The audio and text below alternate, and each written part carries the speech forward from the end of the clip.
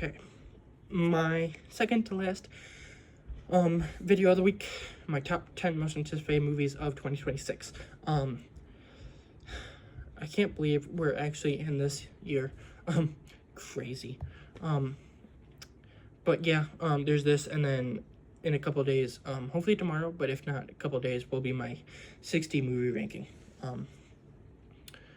But top 10, this will be a quick video because I don't really know that much about any of them. Well, I do know stuff, I just, I don't know how they're gonna be, but, yeah. Number 10 is Send Help, the new Sam Raimi movie.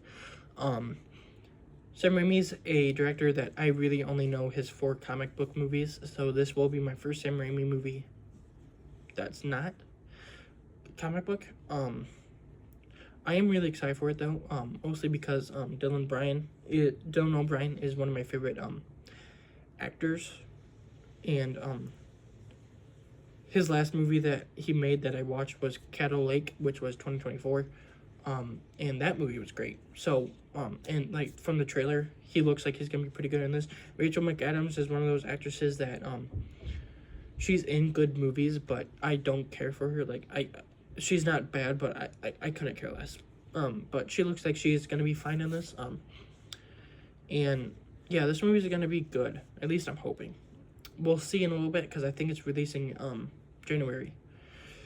Number 9 is Hunger Games: Sunrise of the Reaping. Hunger Games is a franchise that I watched like right at the tail end of 2025. The first 4 were great. The last one, Ballad of Songbirds and Snakes, sucked. Like it sucked. But this one looks like it's gonna be phenomenal.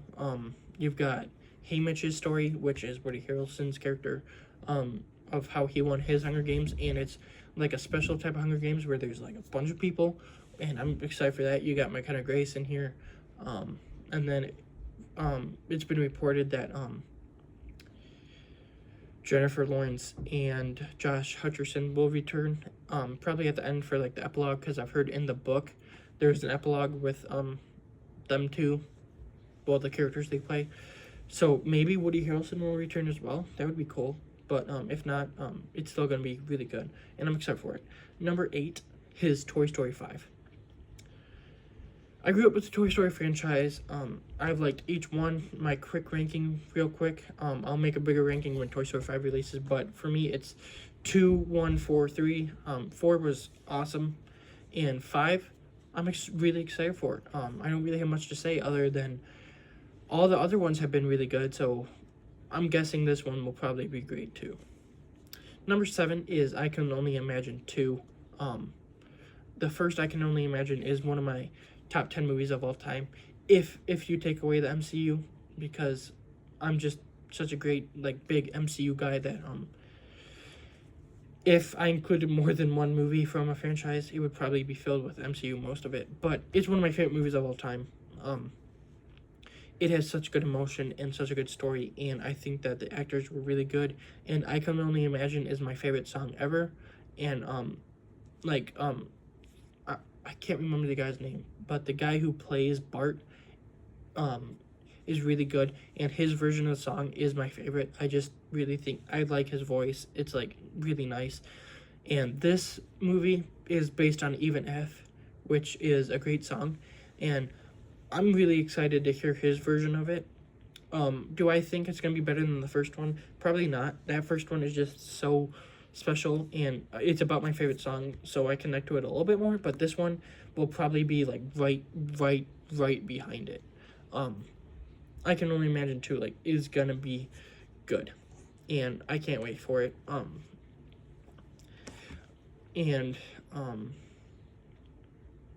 Yeah. Number 6 is Mercy with Chris Pratt. I'm basically going on borrowed trust with this one. The trailer looks like it's going to be a really interesting movie, and Chris Pratt's my favorite actor. So, I don't really know if this is going to be the greatest thing, but I'm going on borrowed trust. It looks like it's going to be a really good time, though. Just, like, you have to prove your innocence in 90 minutes, or you get, or it gives you the death penalty. This AI played by Rebecca Ferguson. I mean, all that's just really interesting. And, I think that's also January, so we're not that far. January 23rd, so we're not that far away from it. But so yeah, Mercy. Number 5 is Scream 7. The first Scream is a near perfect, if not perfect, movie. I'm not really a big horror guy, but it is my favorite horror movie. And this one has the potential of beating the first one, mostly because if Matthew Lillard is in it as Stu, and like Stu actually returns or something, or if not, like he just gets some scenes. I think he's a great actor. He's my favorite part of the first one, and I mean this does have the chance of being better than the first one, but so far, none of the Scream sequels have done that, so who knows? But I mean the Ghostface design is really cool. And I mean, my biggest thing of this, it would still be on the list, just lower. But the reason it's so high is Matthew Lillard. I'm just really excited to see him come back, and yeah, I'm hoping that it's gonna be great. But before we get into the top 4, I just need a quick drink. Sorry about that, but top 4. Number 4 is Supergirl. That trailer was fantastic. Superman, spoiler alert, since this is releasing, before my 60, movie ranked, but you probably already heard it in other videos, Superman is my favorite movie of 2025. Supergirl probably won't do that, and if Superman was released in 2026, with a couple of these movies, it probably wouldn't be my favorite, but, Superman was a perfect movie, and started off the DCU movies in a perfect way. And Supergirl, I'm super excited for. Clayface was not on this list. I guess that could be like an honorable mention. I'm just not as excited for that one as Supergirl, but Supergirl, I'm really excited for it. It has the chance to be a 5 out of 5 movie. If not, it will still be great. And just like after that trailer, like that trailer was great, and I can't wait to see this movie. Number 3 is probably one I'm gonna have to talk a little bit longer about, is Mandalorian and Grogu. The Mandalorian show, which is seasons 1, 2, 3, and kind of Boba Fett, since that one is like season 2.5. Those seasons is my 3rd favorite show of all time. I really love the character Mandalorian. He's just so cool. It has such great Star Wars moments, but at the same time, it's like this really cool like Western thing. It does have some bumps and bruises here and there, but for the most part, it's perfect each season. Except for season 3, episode 3, that one sucks buns. I hate that episode. Except for the first 15 minutes and the last like 5 minutes where it actually focuses on the main character. Other than that, that episode sucks. But anyway, watching the trailer of this movie, it did look like it was gonna be like a condensed season 4. It looks good, but like it doesn't look like movie quality, I guess, besides some of the parts. And I can totally understand why someone might not like it. And when I first watched it, I was like, I'm still really excited for it, but I don't think it's gonna be really high up, is it? And then I was rewatching through Star Wars at the time, and I watched Mandalorian, Boba Fett,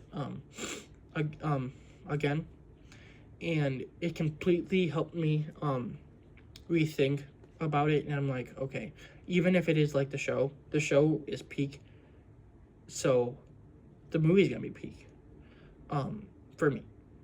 I hope it works for everyone else, but I'm super excited about it, and it has the chance to be my favorite Star Wars movie, just because I love Mandalorian as a character, and all that. But also, talking about Mandalorian, Carl Weathers was a big part of the show. As Grief Karga. Well, he wasn't the biggest part, but he was one of my favorite parts.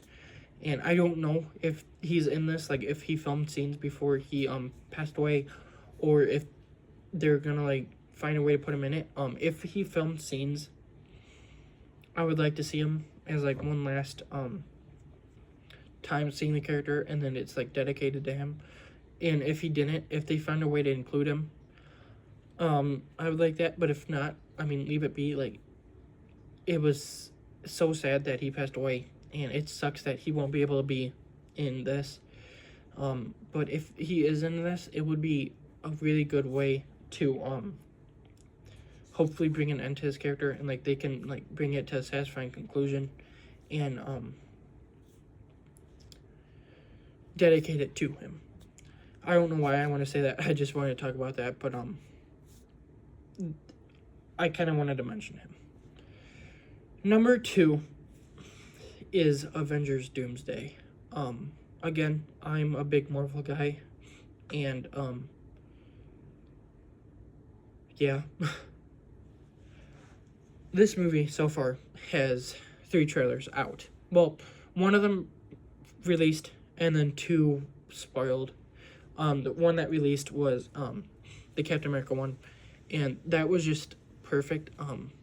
Some people had problems with it, but Chris Evans, Captain America, I grew up with.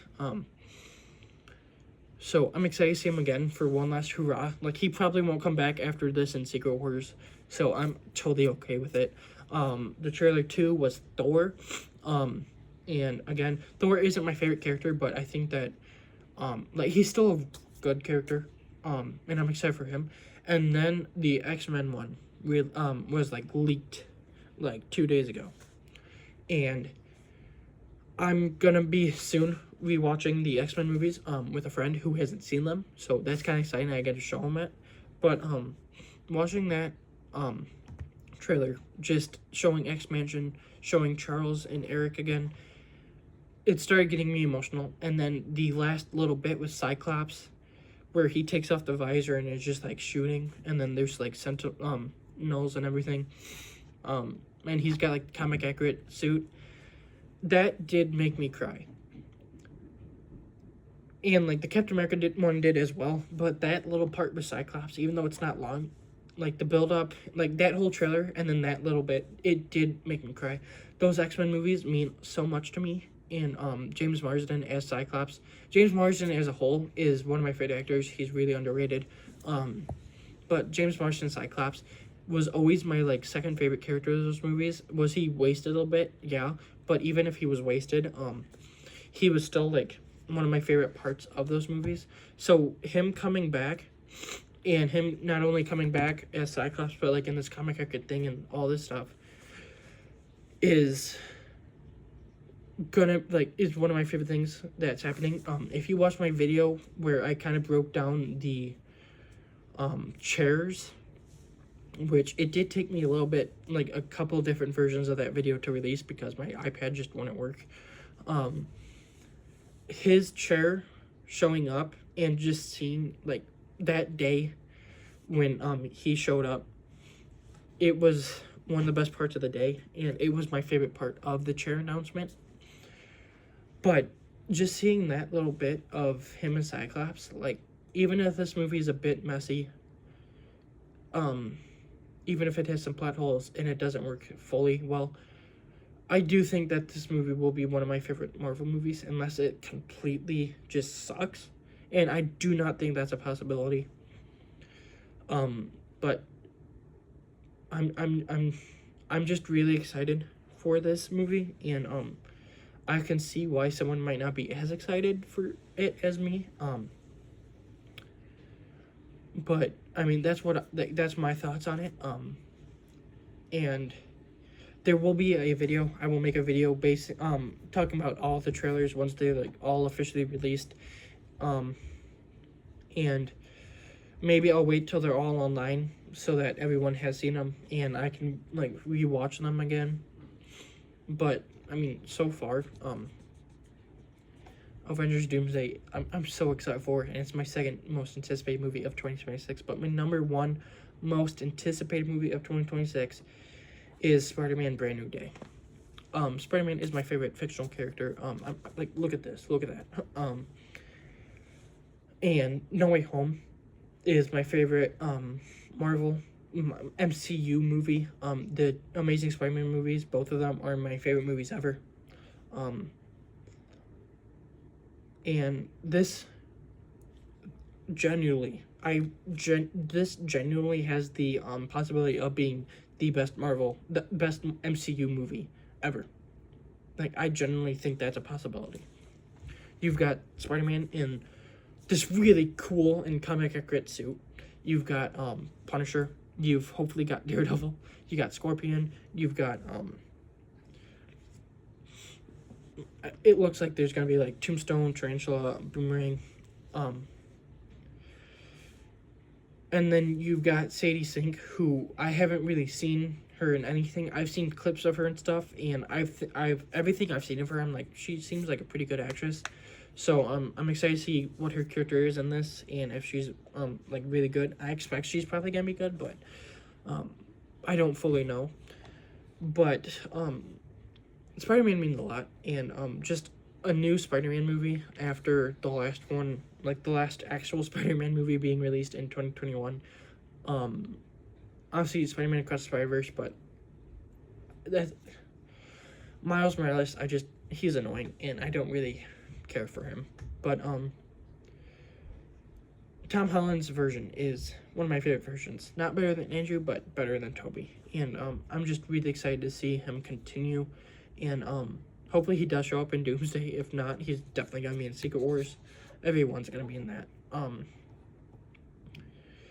But yeah, Brand New Day does inch out Doomsday, but these two, I can already tell they're gonna be the best movies of the year.